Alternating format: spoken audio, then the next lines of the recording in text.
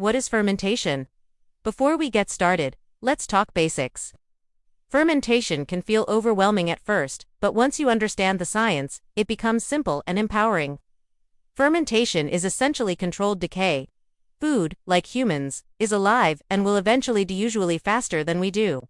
By fermenting, we preserve food, often for months or even years, while unlocking extra nutrients and unique flavors like tanginess and funkiness. In some cases, fermentation even creates alcohol. Fermentation works thanks to microbes, yeast, bacteria, and mold that feed on sugars and starches, converting them into acid, gas, and alcohol. There are three main types. Lactic acid fermentation, found in sauerkraut, kimchi, and yogurt. Alcohol fermentation, found in wine and beer. Acetic fermentation, found in vinegar and kombucha. For vegetables, we use lactic acid fermentation. The two key elements are an anaerobic environment, no oxygen. Oxygen encourages mold and spoilage, so we keep veggies submerged in liquid below the waterline. Salt. Salt makes food taste great while inhibiting harmful bacteria. The formula: weight of veggies plus water times 2.5% equals grams of salt needed. Example: 400 grams veggies plus 200 g water equals 600 grams total, times 0.025 equals 15 grams salt. Now let's get started. First up, tomatoes. I layered onions, cherry tomatoes, oregano, more onions, and tomatoes in a jar. When your veggies are chopped, they oxidize and turn brown. If looks matter, you can add the tomatoes whole. But chopped tomatoes look better and taste just as good after fermenting. Once the jar was almost full, I added water. It needs to be above the veggies, covering them fully. So I measured out how much I needed, then got to work on my salt solution. I mixed salt with water, stirred until it dissolved, and poured it back into the jar. As an added layer of protection against mold, I tucked another piece of cabbage leaf down inside. That's it. I screwed on the lid, but remember, you have options here. You can cap the jar tightly to keep all the carbon dioxide inside, which creates fizzy veggies, or cap it loosely, letting carbon dioxide escape, or leave it lightly covered. I'll try two of each so we can compare. On to the next. I'm using an ear of corn.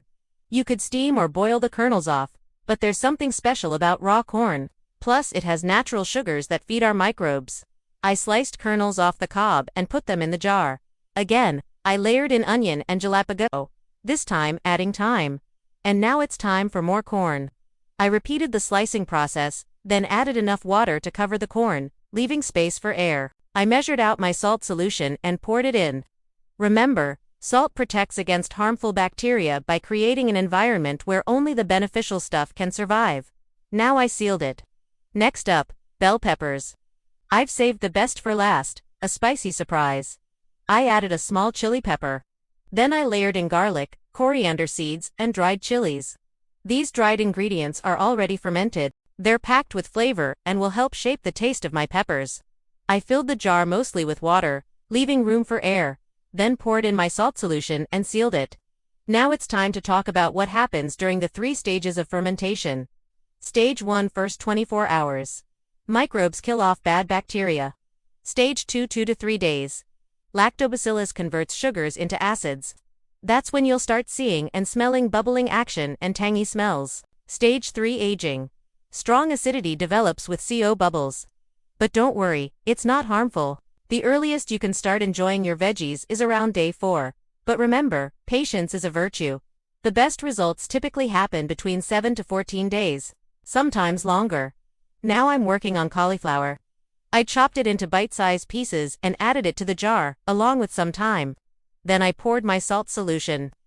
Finally, it's time for the finishing touch. I peeled and chopped carrots, added them to the jar, then layered in more thyme, mustard seeds, garlic, and onion.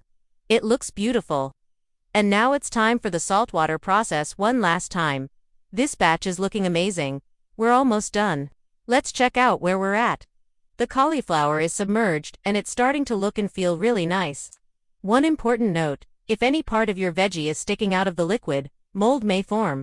So gently press everything down to make sure everything stays submerged. Just a gentle reminder. That happened with my green beans.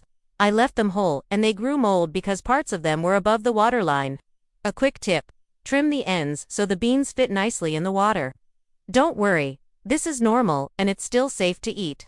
It just means I have to remove the moldy parts before enjoying. Fermentation is like opening a bottle of wine. You need to wait for the right moment.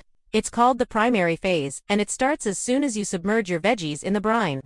During this phase, the microbes feast on the natural sugars in your veggies and create lactic acid, which gives fermented veggies their sour taste.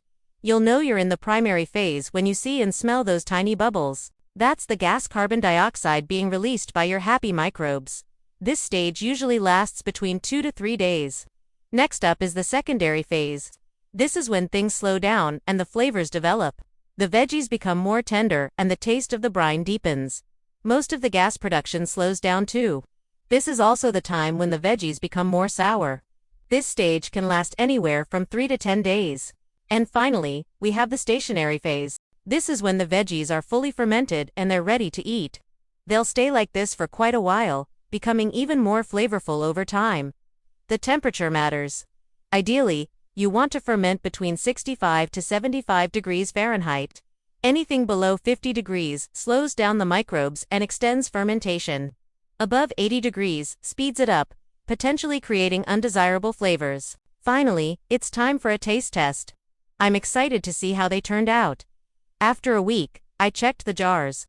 The cauliflower is submerged and looking great. I gave it a taste. It's tangy, crunchy, and slightly sour. It feels like fall in every bite. The tomatoes are a bit cloudy. Don't panic. This is normal and harmless. Yeast can grow in the oxygen above the brine. It won't affect the flavor. The tomatoes taste tangy and vibrant. The peppers are fantastic, perfectly submerged. They have a beautiful red color. And when I taste them, wow, they're tangy and flavorful. The corn is a bit soft, but it's due to the natural sugars fermenting. It's delicious, sweet, and a little sour.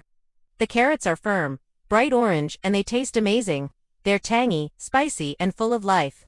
There you have it, a week of fermentation, and we couldn't be happier with the results. Now you're ready to embark on your own fermentation journey.